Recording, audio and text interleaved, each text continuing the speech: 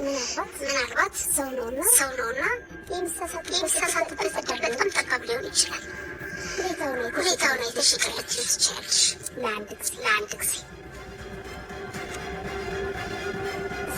ስለዚህ አባዬ ከሌላ ሴት ጋር እንደሚሳሳት ይቅርታ ታደርጊለታል? ደሬ ይሳሳት እንኳን በተግባር በሀሳቡ እንዲሆን ፈጽሞ አይሳሳት። እንደው አይሳሳትም አልኩሽ እማዬ። ዛሬ ፈጣን ሙሉ አይደለም እና ሰዎች ደግሞ ሙሉ አድርጎ ማሰብ በጣም ይጎዳል። ወዴት ለአባትሽን እያማሽልኝ? እሺ ቆይ ለምን ለሰናችሁ ዳጣ አባዬ እናትሽ ነገረሽ? እነግራታለሁ ሲል ነበር። ነግሮሽ ነው እንዴ? እንዴ ዳጣ ቆይ ምንሽ ነው የምታለቅሽው? አባዬ እኮ ስለ እናቷ እነግራታለሁ እያለ ነበር። ቆይ እናትሽ ነግሮሽ ነው? ማለቴ እናትሽ ደህና አይደለችም? አርፋ ምናምን? እሺ ቆይ ምንድን ነው የተፈጠረው? በደንብ ንገሪኝ። ኧረ ዳጣ በእናትሽ ንገሪኝ። ነገርኩሽን እኮ በቃ ችግር የለውም። ማንኛውም ነገር ቢሆን ንገሪኝ። ምንም የማይፈታ ነገር የለም። በእናትሽ ንገሪኝ። እንዴ እጅሽ ደግሞ ምንድን ነው? ግሉኮስ ነው እንዴ? ቆይ ዳጣ አሞሽ ነበር እንዴ? እራሽ ግሉኮስ? ቆይ ለምንድን ነው ሻምፓኝ የሰልሻልሽ ከሐኪም ቤት ይዞሽ የመጣው? እሺ ዳጣ ብቻሽን ነው የምትፈልጊ? ልውጣልሽ?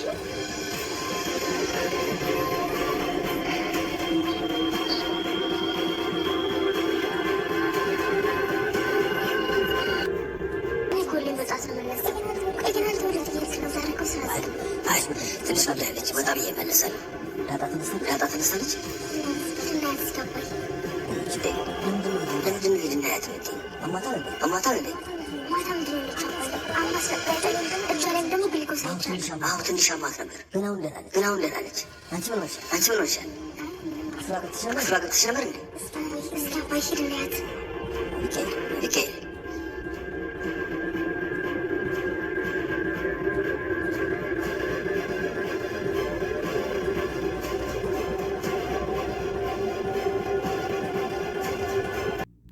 አቶ ደረጀ ያየውን ማመን አቃተው። ወደ ዳጣ ክላስ ሄዶ አልጋው ላይ ሲያይ የአልጋ ልብሱ ብቻ ዳጣ የት እንደገባች አይታወቅም። በዚህም የተነሳ ኤቢ አባዬ ሂድ እስኪ ዳጣ ክላስ እያለኝ መጀመሪያ ከዘበኛው ጋር ሂዳ ከጊዜ ጋር በዚህ ሰው የወጣ የለም አይደል እያለችው ነበር። በሩን የከፈተ ስትለው የት እንዴት ተደበቀች አይታወቅም። ሌሊት ወጣች ወይስ የት ገባች? ወይዘሮ ማርቲን ትልቅ ጥያቄ ጠየቀቻት። ኤቢ ለባለቤቴ ምን አይነት ሴት ብሆን ነው ምን አይነት ጥፋት ቢያጠፋ ይቅርታ የማላደርግለት ብላ ብትጠይቃትም እሷም እኔ ማድረግ የማልችለው መጀመሪያ ሊማታ ያለ ጊዜ ከዛ ደግሞ ሁለተኛው ይታወቃል አለቻት። በዚህም የተነሳ ኤቢ እየፈራይ ሁሉንም ጠየቀቻት። ሰላም ጤና ይስጥልን ውድና የተከበራችሁ የቻናሌ ቤተሰቦች እንኳን ወደ ቻናል በሰላም መጣችሁ። ዳጣ የተሰኘው 123 ተለቀቀ። ወደ 122 ስንመለስ እንግዲህ ዳጣ ከአባቷ ጋራ ከአቶ ደረጀ ቢሮ ከሰላምዬ ቤት መጥተው ከአቶ ደረጀ ቢሮ ነበረች። ሁሉንም ነገር በለቅሶና በእንትን እየነገራት ነበር። ይሄንን ስትሰማ አምኖ መቀበል አቃታት። ነገር ግን እሷ እናቴ ናት ብላ እንኳን እንዳትጠራጠር ሁሉንም በእንትን ሲነግራት፣ ምክንያቱም ኤቢ ዲኤንኤ ስላደረገቻት እናቷ እንዳልሆነች አረጋግጣለች። ይሄን ብላ እንትን እንዳትል እንዳታስብ ብዙ ምሳሌዎች አቶ ደረጀ ቢሰጣትም ሊገባት አልቻለም። በመጨረሻ ግን እውነቱን ነገራት። ከሰላም ጋር አንዴ ተኛሁኝ፣ ከዛም በ21 ዓመቷ የናፈቀቻትን እያለ ሲላት ዳጣ እንዴት አባዬ ይሄ እንዴት ከሰራተኛ ትተኛለህ እንዴት እያለች በጣም ትጮህና እሱ እንግዲህ በሀሳብ ሁሉንም ነገር እየነገራት ነበረ። የዚህ ጊዜ ዳጣ እየሰማቸው አይደለም፣ ራሷን ስታ ወደቀች። ዞር ሲል በእንባ ታጥባ ራሷን ስታ ወድቃለች። የዚህ ጊዜ አቶ ደረጀም ይዟት ወደ ሆስፒታል ተጉዟል። በጣም ያሳዝናል። እንግዲህ ወደዚህኛው ክፍል ስንመጣ ማለት ነው እንግዲህ ዳጣ ወድቃ ይዘዋት ሆስፒታል ሂዷል አቶ ደረጀ ማለት ነው። በዚህም የተነሳ ማርቲም በጣም እየተገረመኝ እንዴት ናት ይህ ሰላምዬ ልጅ ስለዛ እኮ አላወራሽኝም በማለት ኤቢ ጥያቄ እናቷን ታፋጥጣታለች። እናትየዋ ሚቺ ዳጣ የምትባል ልጅ ስርዓት አታለች ዝም ብላ እዛ ሲሄድ እንዴት እንደደነገጠች እያለኝ ነበር ሁሉንም ነገር ስታወራት የነበረው። እንግዲህ ስለ ባሏ ስታወራት አባዬ ምን ጥፋት ቢያጠፋ ይቅር ትይዋለች ትላት። ሁሉንም ምሳሌ እየነገረቻት ነበረ። ከምንም በላይ ደግሞ ሚስቱ እያለች ከሌላ ሴት ጋር ከሄደ እያለቻት ነበረ። የዚህን ጊዜ እንግዲህ ኤቢ በጣም እየፈራች ነበር። ኤቢም እኮ ፍጹም ሰው አሁን አባዬ ለምሳሌ ቢያጠፋ ስትላት እንዴ አባትሽን እኮ እያማሽልኝ ነው እያለቻት ነበረ። ፍጹም ሰው እኮ ሲወለድ ሙሉ አይደለም። ስለዚህ ፍጹም ሙሉ ስላልሆነ ቢፈጠር ቢላት አሁን አባትሽ ነው፣ በአባትሽ ደግሞ ደረትሽን ነፍተሽ መኩራት አለብሽ ደሬ በፍጹም እያለች በባለቤቷ በአቶ ደረጀ ልቧን ያመነችው ማርቴ ያላወቀችው ከአንድም ሁለቴ እንግዲህ ከሰላምዬ ላይ 2 ልጆችን የመውለድ እንትኑ ተገኝቷል ማለት ነው። በዚህም የተነሳ እንግዲህ ማነች ኤቢ ማለት ነው እናታን ክላስ ልሄድ ስትላት አይቻልም እያለቻት ነበር። ልብሴን ቀይሬ ልምጣ አባትሽ ስትላት ቢሮ ነው እያለኝ ነበር። እና በመጨረሻ እንግዲህ ኤቢ ሁሉንም ነገር ለእናቷ ብትላትም በፍጹም ሰው ፍጹም አይደለም ብትላትም ሁሉንም ነገር ስታስረዳት በቃ ተይው አባትሽ ልታሚልኝ ነው ደረጀን ደግሞ የማምነው ነው እያለች ነበር ስትላት የነበረችው። በመጨረሻ እንግዲህ ማርቲ ማለት ነው ይሄንን ብላት ተነስታ ሄዳለች። ይሄን ብታቅ በጣም ይቅርታ አታደርግም ቤቱ ይፈርሳል እያለች እያሰበች ነው የምትገኘው። ማነች ኤቢ ማለት ነው። በመጨረሻ ወደ ናታን ክላስ ልሄድ ብትላትም አይቻልም እያለቻት ነበር። ወደ ዳጣን ወደ ማነው ስሙ ለዛና ዘበኛው ገዜ ማለት ነው ስንሄድ እንግዲህ ሁለቱ እያወሩ ነበረ።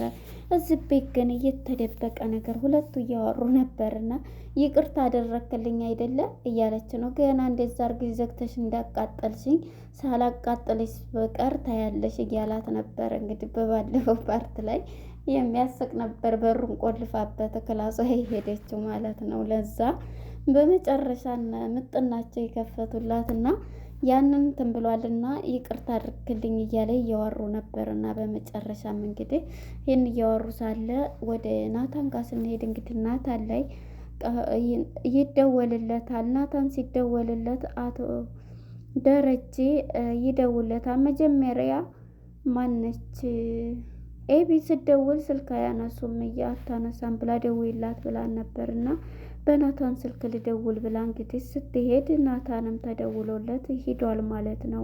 ናታንም ተደውሎለት ሆስፒታል ና ቶሎ አሁን ዳጣ ታማለች ሲለው ማንም ሰው ማርታም ሆነች የግቢው ሰው ማንም ሰው እንዳያይህ ቶሎ በፍጥነት ና ሲሉት እሺ ብሎ ናታን እንግዲህ እየሮጠ ወደ ሆስፒታል ሊያመራ ችሏል ማለት ነው። ሆስፒታል ሄዶ እንግዲህ ዳጣም ግሉኮስ ተተክሎላት ከሆስፒታልና ሁለቱ ግን ቁጭ ብለው ከመኪና ውስጥ እያወሩ ነበር። ከድንገት ዳጣን ማነች ለዛና ገዜ ማለት ነው እያወሩ ነበርና ከድንገት ነው እንደው ዝም ብሎ እንትን እያለ ውጥት ያለው እንግዲህ ለዛና ማነው ለዛና ገዜ ማለት ነው እያወሩ ነውና በደህናው አይመስልም እዚህ ቤትማ የተደበቀ ነገር አለ እያሉ ነበር ማለት ሲል ይቺ ዲያጣ የጋሽ ልጅ ሳትሆን አትቀርም እያለ ነበር። አንተ ደግሞ እንዴት አወቅ እንደዚህ ሲዋሩ ይሄን የማይነገረችኝ ያው የሷ ወሬ ነው እንጂ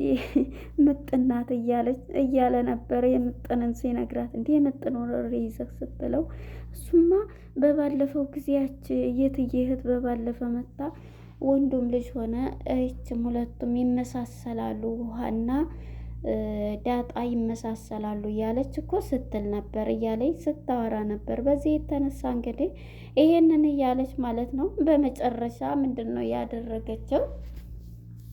እሷና እሱ ሲጣሉ ተነስታ ትታው ትሄዳለች። አንድ ቀን ሳላቃጠልሽ ባልቀር እንደዚህ እንዳቃጠልሽኝ እያላት ነበርና እሱም እንግዲህ ተጣልተው ይሄዳሉ። በመጨረሻ እንግዲህ ኤቢ ወደ ናታን ክላስ የሱ ስልክ እምቢ ሲላት ወደ ናታን ክላስ ሄዳ ናታን ስታይ ክላስ የለም፣ ናታንም የለ። አሁን እኮ መጥቶ ነበር አለ እያለ ለእናቷ ስነግረው የት ሄደው እያለ ስልካቸውንም ስሞክር ናታን እያነሳል አባቷን ማለት ነው። ቢሮ ሁኜ ነው መጣሁ ከአባዬ ጋር ሁኜ ነው፣ ስለዚህ እየመጣን ነው እያላት ነበረ። በመጨረሻ እንግዲህ ሁለቱም ዳጣን ገድፏት ናታንም ይዟት ይገባል ማለት ነው። በመጀመሪያ ናታን ሁሉንም ነገር ተናገረ። መኪና ውስጥ ሆኖ ናታን በጣም ጎበዝና አስተዋይ ነው። ይሄ ቤት እንዳይረበሽ ከአንድም ሁለቴ የናሙና ጥናቱን የዲኤንኤ ውጤቱን እየቀየረ ጀግና ወንድ ነውና እናም ይሄንን በባለፈው ዳጣንና ሰላምን ልታስመረምር ስታደርግ እኔ ቀይሬባት ነው ብሎ ናታን ተናግሮ ሲናገር እኔ በእውነት ያንተን ውለታ ከፍዬ አልዘልቀውም ናታንዬ፣ እኔ ምን እንደማደርግ ከስንት ጉድና ፈተና እንዳስመለጥከኝ። ስለዚህ ይህንን ነገር ለጊዜው ሰላም ማነች ማርታም ኤቢም ብትሆን ማወቅ የለባትም የዳጣን እናት ብለው ይናገራሉ። አንቺን ብትሆኝ እንዳታወሪ እያሏት ዳጣ እንግዲህ በጣም ልቧ ተሰብሮ በጣም እያዘነ አታወራምም፣ ምንም አትናገር። ይህንን ነገር ዳጣ እኔ አውቃለሁኝ እዛ ደብዳቤው ላይ አንብቤያለሁ፣ ነገር ግን አባዬ ይነግርሻል ብዬ ነው ብሎ ናታንን ቦታ ላይ ሁለት ነገሮችን እናያለን ማለት ነው። አንደኛ ለቤቱ እንዳይፈርስ የሚያደርገው ጥረትና ብቃት፣ ሁለተኛ ደግሞ በቃ ያደረገው ድርጊት ቤት እንዳይፈርስ። አንዳንድ ሰው ቢሆን ቤት ለማፍረስ የሰዎችን ቤት ለማፍረስ በጣም ይሮጣል። እሱ ግን ሚስጥር ጠባቂ ሆኖ እንደማያውቅ እንደማልተረዳ እንደዛ ለፍቅረኛው እንግዲህ ያፈቅራታል፣ ታፈቅረዋለች ብዙ ነገር ስትሆን ነበረ። እናም ሚስጥር ምንም ቢያፈቅራት ሚስጥር ጠብቆ ማለት ነው እንግዲህ ለአቶ ደረጀ እንዲነግራት ደርሷል ማለት ነው። እኔ ያልነገርኩሽ ይሄ ነገሮች አባዬ እንዲነግርሽ በራሱ አስቤ ነው ብሎ ይነግራታል ማለት ነው። እሷም ዝም ብላ እንባዋን እያወረደች ገድፈው አምጥተው ወደ ክላሷ ሲያስገቧት ነበር። እንግዲህ ክላሷም ገብታ ኤቢ ተከትላት ሄዳ እህቴ ምንድን ነው? ምን ሆነሽ ነው? እናትሽ የለም በህይወት? አባዬ እኮ ዛሬ እንደሚነግርሽ እናትሽ ወላጅ እናትሽ እንደሚነግርሽ ነበር የነገረኝ። ስለዚህ ምን ሆነ? በህይወት የለችም? አርፈው ነው እናትሽ ወይስ ምንድን ነው? እያለች ኤቢም እየተጨነቀኝ ልታወራት ፍቃደኛ አይደለም፣ እያለቀሰኝ ደንግጣለች። ስለዚህ በቃ እጇንም ስታይ ግልኮስ ነው እንዴ? ግልኮስም እኮ ተተክሎልሻል፣ እንዴት ታዲያ አልመጣሽም? ግልኮስ ለምን መጣሽ ከሆስፒታል? እያለቻት ነበርና በመጨረሻ እሷም እንግዲህ ይሄንን ብትላትም አይ በቃ ዝም ብላት፣ በቃ ልውጣልሽ ከቤት ብቻሽን መሆን ትፈልጊያለሽ ትላታለች። አዎ ብላ በጭንቅላቷ እንደዚህ ስትላት ተወታ ትሄዳለች። ግንባሯን ስማታ አይዞሽ ትንሿ እህቴ ብላ እኔ ለሁሉም ነገር እናልፈዋለን ለሁሉም ነገር ብነግሪ ብትላትም እሷ አሁን ላይ ለመናገር ፍቃደኛ አይደለችምና ራሷንም ማወቅ እንትን ብሏታል። እናም እያለቀሰች ትታት ትሄዳለች። እንግዲህ አቶ ደረጀም ስራ የለውም ግን ተኝተው ከማርቲ ጋር እያሰበው ይችን ልጅ ምንድን ነው አላማዋስ? ምንድን ነው እንዴ? ህይወቷስ እንዴት ነው? ቤተሰቦቿ እኮ ጭራሽ ትዝም አይሏት። ሲቀጥል ደግሞ ሲል አቶ ደረጀ በጣም ይፈራል። ልክ ነሽ እያለ በጣም እየጨነቀ ነው። ቤተሰብ የላትም እንዴት ነው እንዴት የምትሆነው? እኔም በሆን እኮ አንድ ነገር ብትሆን ቅድሚያ ለልጆች ደርሽ ነው ለእሷ የምደርሰው። ስለዚህ ይች ልጅ አንድ ነገር መሆን አለበት ወይ ትሄድ እንዴ እያላት ነበረ አቶ ደረጀም ማለት ነው። ብትቀመጥ ለኛ ምንም እኮ እንትን የለው ግን የሆነ ነገርስ ብትሆን እያለ ማርቲም ለደሬ ትነግረዋለች። አቶ ደረጀም እንግዲህ እሺ በቃ እያለ በሀሳብ እየተጨነቀ ይገኛልና በመጨረሻ እንግዲህ ዛሬ ስራ የለም የት ልትሄድ ነው ስትለው ኤቢ ከላይ ይወጣ አይ አንቺ ምን በጠዋት አስነሳሽ ቢላትም እኔ እኮ ሁልጊዜ አባዬ በጠዋት ነው የምነሳው ትለውና ዳጣ እንዴት ናት? ሂድና ያት ዳጣን እያለችው ዳጣን ክላሷ ሂድና ያት እያለችው ምንድነው አንቺ ደሽ ነበር እያላት ሂድ እናንተ ያት እያለ የለችም እንዳትለው በጣም ፈርታለች። ምክንያቱም ወደነ ማን ነው ስሙ ዘበኛው ጋር ሄዳ ሁሉንም ነገር ጠይቀዋለች። በሩን ከፍቶ የወጣ ሰው አለ፣ ኧረ ከነጋ አንቺ ነሽ የከፈትሽው እያላት አልጋዋ ላይ ስታጣት ነበረ። እንግዲህ እዚህ ጊዜ አቶ ደሬም እክላስ ግብት ሲል በጣንያው ብቻ ነው ያለው። እንግዲህ ደሬ እንዴተኛ ወደ እናቷ ቤት ሄዳ ይሆን ወይስ እዛው ሀማም ገብታ ቀርታ ነው? ሀማምን ብትሆን ታያን ነበር። እንዴተኛ ማን ነው ስሙ እንዴተኛ ማን ነው ዘበኛው ማለት ነው። ገዜ እንደተኛ ሂዳ ነው ብዬ ነው የማስበው ወደ ሰላምዬ ቤት። ምክንያቱም እናትሽ ናት ስትባል ብዙ ጭንቀት ውስጥ ገብታለች። ወደ ሰላም ቤት ሂዳ ነው የሚሆነው ብዬ ነው የማስበው። ለነበረን ቆይታ እናመሰግናለን። እንግዲህ ይሄ ፊልም ብዙ ነገሮችን ያስተምራል። እዚህ ጋ የናታን ሚስጥር ጥበቃ ብዙ ነገሮችን ሲለውጥ የናሙናውን ሲቀይር ይሄ ቤት እንዳይፈርስ ብዙ ነገር ሲያደርግ እንማራለን። ሰዎቹ ደግሞ አንዳንድ ሰዎች የሰዎችን ቤት ለማፍረስ ለመጣል ያላደረጉትን አደረጉ እያሉ የሚያደርጉ አሉ። እና እንግዲህ ናታንን እዚህ ቦታ ላይ ስናይ ብዙ ነገሮችን እየሰራና እንትን ያለ ነው ማለት ነው። ለነበረን ቆይታ እናመሰግናለን።